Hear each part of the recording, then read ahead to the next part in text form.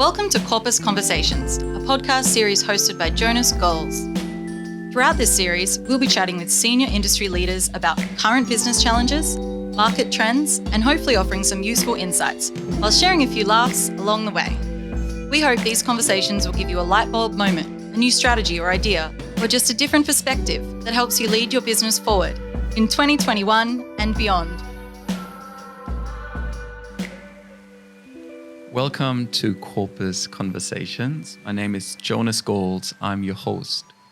Today, I'm talking to Sean Aylmer. Sean is the former Editorial Director at Fairfax, where he looked after the Australian Financial Review, the Sydney Morning Herald, and The Age. Perhaps to start us off, I would love to hear from you. Where did you grow up in Australia? And also, when did you decide that journalism was a good path for you? Thanks, Jonas. I grew up in Orange, country New South Wales, about 3.5 hours west of Sydney, and I went to school there, and my mum still lives there, and I had a very normal country life, very secure country life. And I remember I was 16 and you have to do something at work experience in Australia back then, and I worked at the local newspaper as much as anything because it was kind of, I got it really. Someone got me the job and I thought, fantastic. I went for a week. And there was this blonde-headed guy, I can't remember his name. And I remember everyone had to get to work at 8 o'clock, which was a killer when you're used to going to school at 9. And this blonde-headed guy one day didn't turn up. And it's because he'd been to courts. Court started at 9 o'clock and gone straight there rather than going to work first. And I thought this bloke could walk into the office at 11 o'clock in the morning and get away with it. And that's actually when I first started. And then I got my first story ever printed in the Central Western Daily, a newspaper out there. And even though I went and became an economist and worked at the Reserve Bank and did all that, all I ever really wanted to do was be a journalist. And eventually when I got to about the age of 26 or 7, I thought I better go back and do a Masters of Journalism so I can actually do that. I was fortunate enough, a guy called Ross Gittins, who's a great economics writer in Australia, sort of took me under his wing, and another gentleman called Glenn Burge, who was my first boss, and they looked after me. And I think what I learned from them, you talked about empathy in your very generous opening, they were incredibly empathetic to me, not easy people, but really understood where I was coming from, and any success I've had, I often put back to those two people. Fantastic. Yeah, I really appreciate that. I think there's so much we learn from the people we work with. Yeah, totally. And throughout our careers, we all work with really good and really bad people. And it's important that if you take a lesson from all of them, and it's kind of fun when you've got someone you just cannot stand, going into a meeting and doing your best to make them laugh or doing your best to get them on your team. And that in itself is a great training ground for when you get to transformations and those sorts of things where you've got to have really tough conversations and you've got to be really open to all sorts of emotions and changing the way people work and that. So anyone you work with, there's an opportunity, I would say. It's great.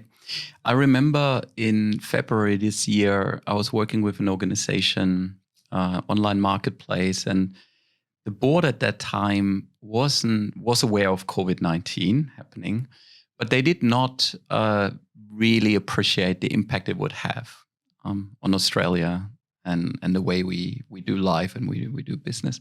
When did you realize that COVID would have a significant impact on us? And do you remember I remember the moment. I think most of us didn't have any idea what it was going to be like, truth be known. And I was working in this small agency at the time, and the boss said, you need to go home and don't catch public transport. And I thought it was ridiculous. I thought, you're really extending it a bit here. It's not that bad. But I caught public transport home, obviously. And I thought about it and I thought, he's probably right. Now, this is going to be much bigger than I have ever experienced or could possibly imagine. And he was. And that was the end of February.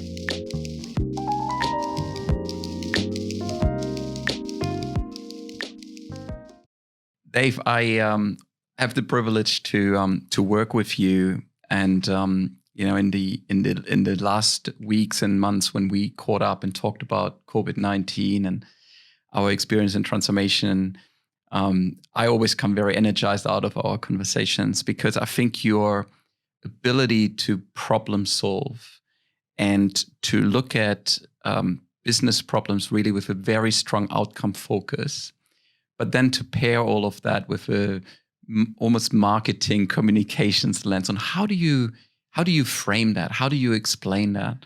I find that very stimulating.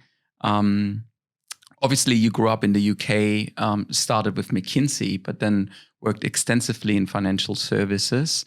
I was wondering, if you look back on the last 6 to 9 months, like if you would have to summarize a little bit kind of what type of conversations you had with organizations that were fundamentally different to the conversations you had in the years before, like, could you describe a little bit how you observed how those conversations changed? Yeah, I think the biggest thing this year has just been the uncertainty. So back in January, I remember having a conversation with the exec team that I was working with about where COVID might go. And we talked about the potential for a lockdown. And I remember when I mentioned it, everyone in the room started laughing and saying, this isn't Hollywood. And of course, that's what ended up happening. But then on the back of that too, we had to go through the process of, I was working with a travel insurer. Had to go through the process of, firstly, how do we ensure that everyone can work from home, putting in place the right systems, purchasing the right hardware before all of that ran out of stock. And then after that, going through an unprecedented claims event, massive cancellations and refunds, because of course the travel industry was in shock. But then at the same time, there was no revenue or next to no revenue coming in. And there was always this case of, well, how long does it go? I mean, still people are saying, how long will the travel restrictions last? And if you speak to 3 people, you'll get 3 wildly different forecasts. And if you compare that to previous years, whenever you're planning, you're talking about, maybe a fraction of a percent in terms of what the growth will be. Is it system? Is it system plus 0.5%? It's there's always been a very small margin of uncertainty, whereas this year the margin of uncertainty has been enormous. And so the need to prepare thoroughly, to be able to flex, to be able to respond to whatever's happening in front of you, and to stay really close to the market and what's happening has been fascinating, challenging, and it's been daunting, but it's also been in some ways quite stimulating. How did you explain COVID to your kids? Well, they seem to know about it very well, very early. I mean, I think that was one of the great things. Australia's done many great things over the last year, and I think we all love to criticise our administrators, but I think the Australian government has done a stunning job. I'm sure that there are things that they would like to improve, but overall, they've got to be congratulated. And one of the great things was the information that came out so early. I think everyone did a great job of communicating what it is. We had relatively misinformation, particularly when you compare that to other countries and things that you've seen and heard there. People were clear on what they needed to do. We're in New South Wales, and New South Wales Health did a great job of getting out those simple things around wash your hands, don't shake hands, et cetera, et cetera. So I think, really the kids, they knew it straight away. And they were onto it. And I think everyone really got quite quickly what it was. I think the question was always, how big will it be and how will it impact us? I think one of the great benefits in Australia was it was apolitical. So the government did a great job, the opposition did a great job, all the state premiers, no matter what colour they were, did a great job. They put health and science at the forefront of all decision making. So good on them all. Yeah, and I do wonder whether there was some kind of follow on from the bushfires. We'd just been through this enormous crisis, and so we were already sort of in that rhythm of crisis management, and our leaders were ready to lead. And I do wonder if that actually, in many ways, whilst the bushfires were terrible, there was some benefit out of those, which was we had that cadence. I found it, personally, the experience of not being able to shake people's hands. Obviously, we developed new ways of saying hello with touching elbows and fists and things. But in the beginning, it was very interesting for me to see how that dynamic of meeting people changed.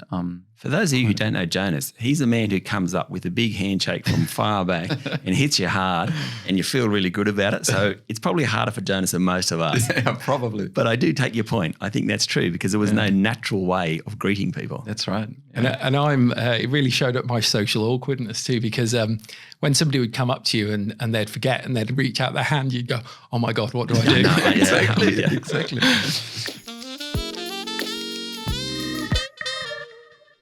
Great.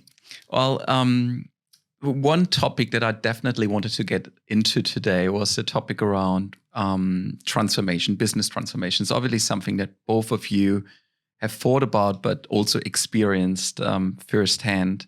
So we looked last year into how do you define transformations? And one study we found from MIT was very interesting, where they compared mainly, if you break it down, two types of transformations. There's a cost transformation where you take costs out, and there's a customer transformation where you focus the organization to become more customer-centric. And the insight of that study ultimately was the role of good transformation is to bring those two things together. It's not one or the other. It's the two elements working hand in hand. And the role of a lot of transformation efforts is to help the business understand that, create a mindset, obviously using digital and technology as a key tool. But I thought it was quite interesting, and certainly has helped us to always come back to framing the challenge.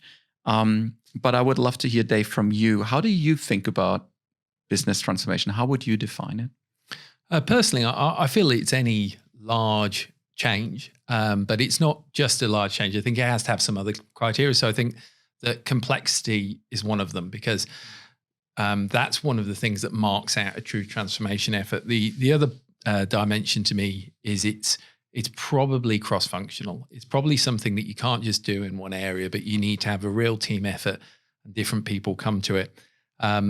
I also think there's an element of it being quite fundamental. So there's something in it which actually redefines the business in some way. And, I like the study that you mentioned. I also wonder whether those two transformations is because they're probably two of the key dimensions that we've talked about in recent years.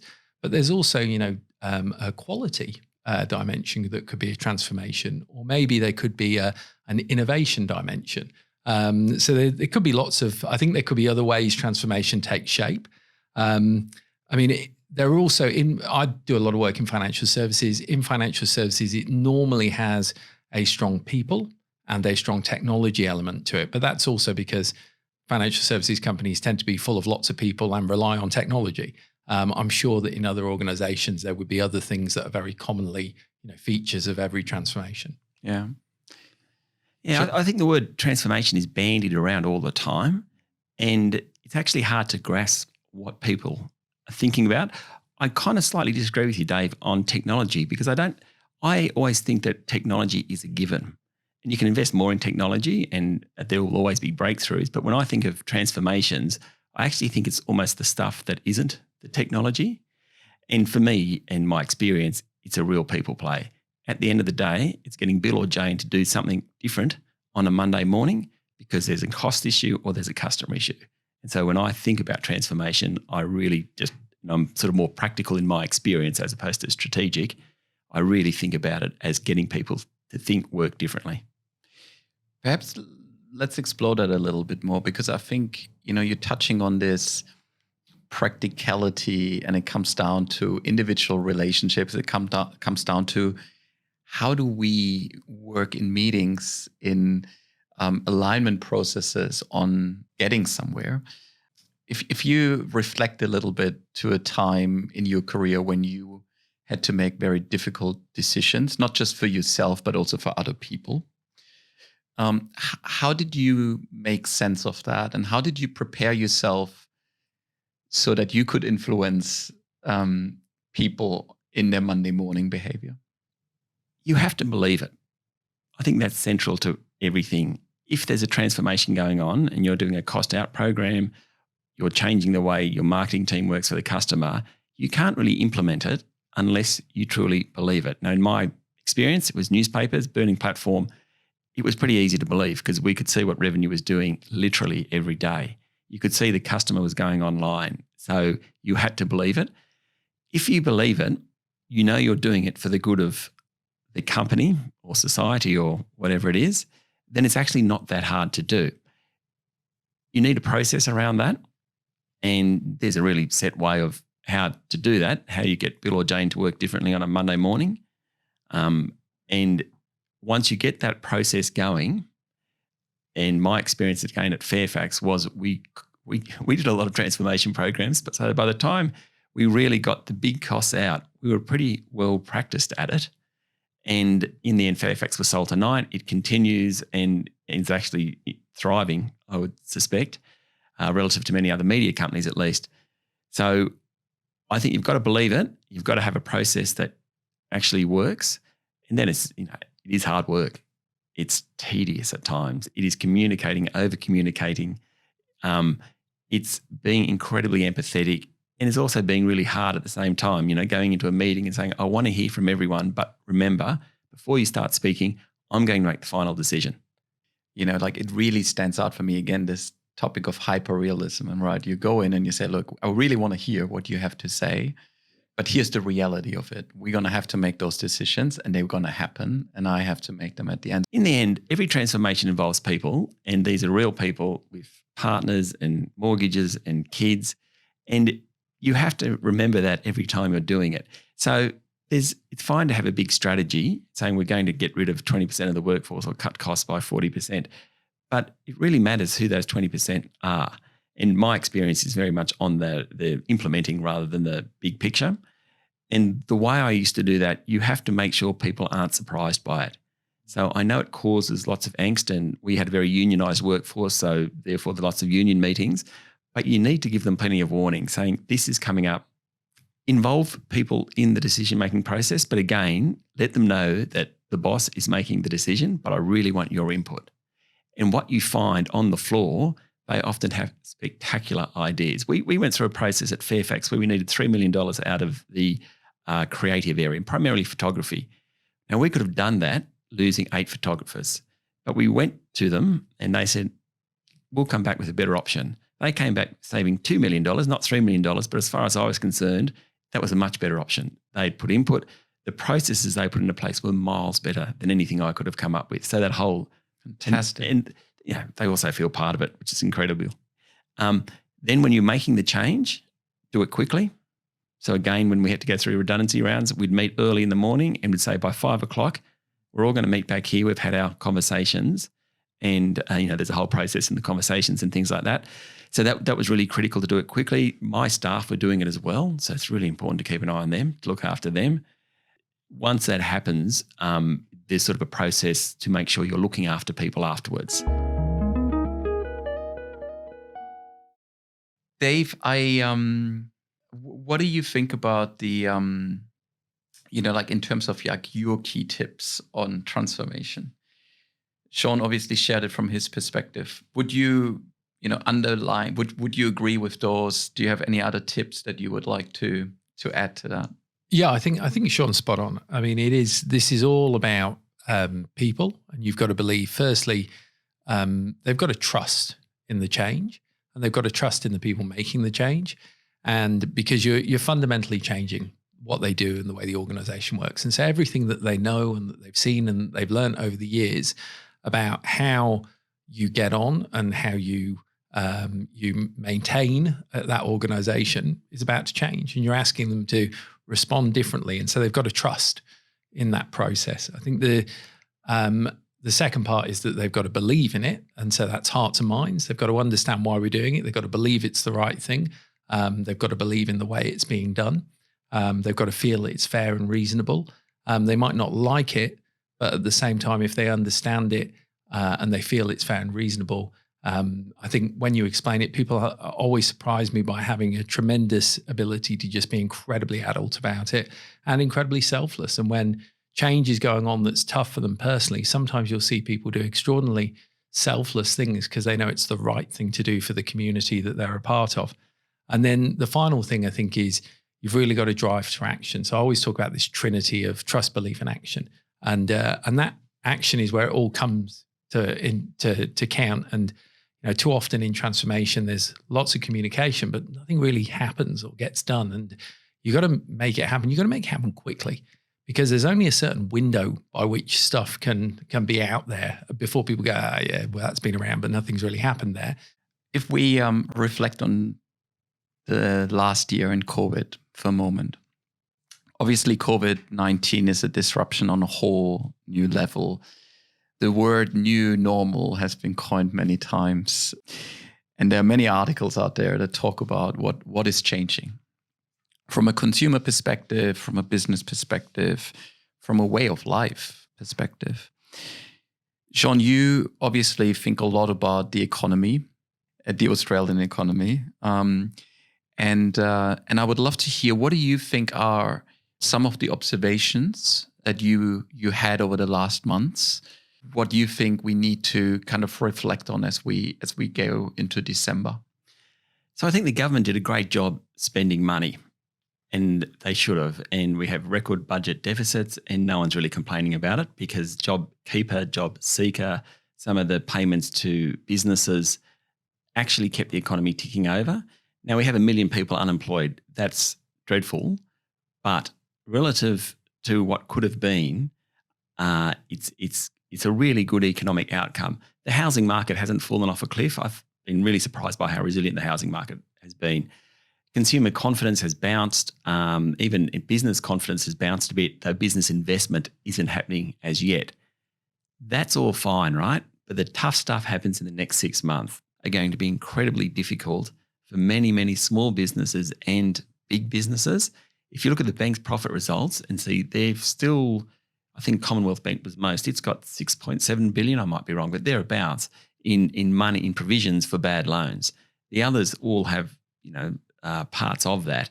So I think where you're heading there, it's like $15 billion in loans that they're worried won't be paid back. So I think the next 6 months is actually where the rubber hits the road, because the government can't keep spending and business will have to pay their own way. Dave, I know you thought a little bit about different recovery paths. Can you talk to what you think in your mind, those pathways look like for the next 6 to 12 months? Yeah, I mean, I think the first thing is that we just don't know. And what happens in the next year is obviously entirely tied to the health outcomes. And, if things get better from whether it be a vaccine or the epidemic just runs its course, as has happened in previous epidemics, or if we just get incredibly good at containing it, then, I think there's some quite strong economic pathways. Equally, at the same time, if we get a sudden outbreak, if the virus mutates and becomes, worse, there are a whole bunch of scenarios where it could be far worse. I think that in terms of there are some manageable things though. So I'm probably on the things Sean mentioned. I'm a bit more bullish because I think, the banks and the government have shown that they're very keen to ensure a soft landing on some of these things. And I think a lot of those factors will be well managed. I think in terms of the domestic economy, I hope that what we see is that our improvement in quarantining, our improvement in testing, our improvement in contact tracing means that we're able to actually contain it and survive for the next year with a relatively solid domestic performance. And indeed, international trade, we learn how to trade better with our partners in a COVID-safe way. And again, quarantine and testing allows us to free up international trade and hopefully, with a change of US administration, maybe trade tensions ease too, and we start to see some really good international things happening too. So 2021 in that case could be a relatively nice year of recovery. I don't think it'll be full recovery because I don't think we'll see full international travel and tourism and the knock-on industries like education pick up until probably mid-2022, because I think if you look at all of the pathways that require us to get to fully opened up, you've got to have either a very effective vaccination or the virus has to run through or be eliminated globally. And I think the earliest case I can see that happening is probably second half or even final quarter 2021. And therefore, it's probably going to take another 6 months before we start to see things really open. So I think it's impossible to pick, but I think, towards the end of next year, hopefully we'll see things opening up. But during next year, hopefully we keep things, relatively solid from an Australian perspective and we have a good year. We had a discussion recently together with Dave and a couple of people from our team on what are some of the lessons from GFC and our experience that we could share so that leaders prepare for 2021. And I would love to just throw them out and hear what you think. The first one is around decision making. And when we discussed it, we said it's so important to keep making decisions, even in the uncertainty. Dave, do you want to elaborate a little bit more on that? Yeah, I think the one of the things which has been so challenging this year is the lack of certainty around where we're going, what's going to happen next. And I think there's always a tendency for people to say we won't communicate or we won't make the decision until we've got all of the information. We'll just wait and see where that goes.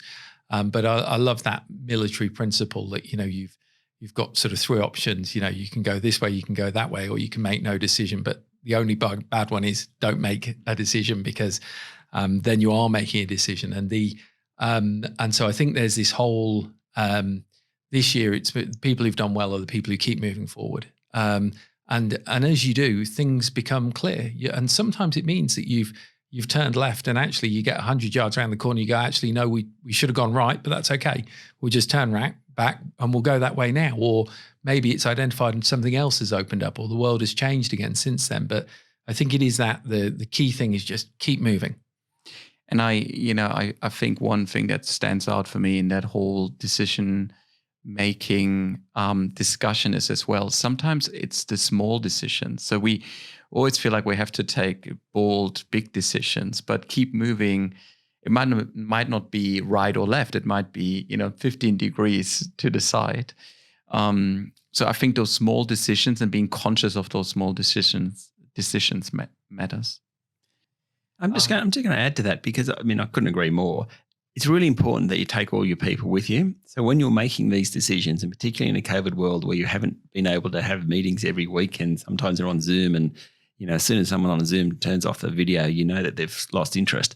So it's really important that you just keep communicating and training people from here on all these decisions that you've made in the last 6 months. And I think it's important that business doesn't forget that whilst the leaders may know where they're going, a lot of their people won't. Sean, the other kind of insight that we talked about was keep having or have impact from day one, right? Small wins matter. Does that resonate with you? Oh, totally. If you're changing a workplace, you want people to feel good about what they're doing. And it comes in a range of ways. One's incentives. So you're providing incentives, saying to someone, if you do A, you'll get B. And when they do A, give them B. It might be a pat on the back, as simple as that. There's a physical thing. So in transformation, certainly in the news world, one of the best things we ever did was give everyone a laptop. A relatively cheap thing, but people, rather than having their standard desktop seat to sit in, they took home a laptop. Now, they probably worked harder because they'd work from home, which wasn't the goal at all, but they felt more digital simply because they had that in their hand. And so I think that's really critical. I think we discussed already how important it is to be people-focused. When we think of our 2021, the changes that will come in the uncertainty, talked a little bit about the planning. How do we make sure to engage the talent? Right? In the preparation, we talked about championing the champion. Do you guys have any tips or experiences that you would like to share around how leaders could really make sure they bring their top talent in the inner circle of the decision making and of managing the uncertainty that 2021 likely will have? Yeah, I think the first thing is that this is a time of tremendous uncertainty. So we need to be listening to as many people as possible, because they've got lots of intel for us. They know what customers are saying. They know what their partners are saying. They know what's happening in the market. They might have a friend who works for someone in a completely different market who can tell us something about what's happening in the world. So the more intel we're gathering, the better. I think when we get into times of uncertainty and difficulty, and particularly crisis, sometimes leaders can take on a bit of a mode of, well, I'm going to fix this, and they make their circle smaller, and they become less good at listening, and they become better at telling. And I think that it's really important that we don't do that. That we engage people. We say we don't know the answers. We're willing to be wrong, and we're willing to let others be wrong. Probably the greatest risk that we have right now is people are scared of their jobs. Nobody wants to be out of a job right now. And if you are out of a job, and if you're scared of being out of a job, then the great risk there is that you won't speak the truth because you're worried about the repercussions that come from speaking the truth. So I think leaders have to make sure they create that safe environment. And a great way to do that is by them showing vulnerability and being clear that they don't know what's going on, but then really making sure that they take the time to engage with everyone, listen to what everyone's saying, having quite an expansive planning process, and one which might actually say, look, we don't know what the answer is. So instead, we're going to have a set of key principles. We're going to have we're going to have not a 5-year vision, which we must hit and some targets you're going to be measured against, but instead we're going to have some central tenets that we're going to try and achieve over the next year. And this is how we're going to manage it. And I can't tell you what's happening in 6 months, but I can tell you what's happening next. And this is the next step. I think it's a real big change in the way that we run the planning and the leadership process. Yeah, the only thing I'd have to add to that, which isn't necessarily a COVID-related thing, keep an eye on your recalcitrants. Keep an eye on the people who, not because they're going to get in the way, but quite often they're recalcitrant for a reason. And we used to call them valuable recalcitrants. Really, really important people because they knew the organisation, they knew the history, they knew the audience, but they just didn't like where we were going. And that meant that I could learn a hell of a lot from those people because they actually knew the market better than I knew the market. So my addition is just keep an eye on those who don't agree with you and work with them. You're going to lose some, right? That's life. But often on the way, you'll find people who just for miscommunication, for whatever reason, are incredibly valuable to you and can come along for the ride if you kind of give them some time. Yeah, and if you spend that time with them and understand their objections and walk them through, how that can be managed, or just be honest about the fact that actually, you might be right, but we're going to give this a try anyway. Yeah. Then often they stop being recalcitrant and become quite strong promoters because they go, they're reasonable. And once they're a promoter, all the other recalcitrants look at them and think, maybe I better give this a go. It's a great idea. Dave, your final word on 2021? I think it's a really exciting time. I think, we've never seen such uncertainty, certainly in my career. And it's a great challenge, which makes it an exciting challenge. And it's one in which, as leaders, we have to be our absolute best in order to lead our organizations well through this period. But if we do, I think the returns and the opportunities are greater than they ever are. This is the time you can make extraordinary change. Sean, your last word on 2021. Bring it on. I'm with Dave. There is so much opportunity and probably bigger challenges than we've ever had. I can't wait. Thank you so much for joining me today. It was a very interesting conversation. Lots of good learnings in there, and I appreciate you coming out. Thanks, Jonas. Pleasure to be here. Thanks for joining our Corpus conversation today. We would love to connect with you. Sign up to our podcast, follow us on LinkedIn, or email us at connect@corpus.team.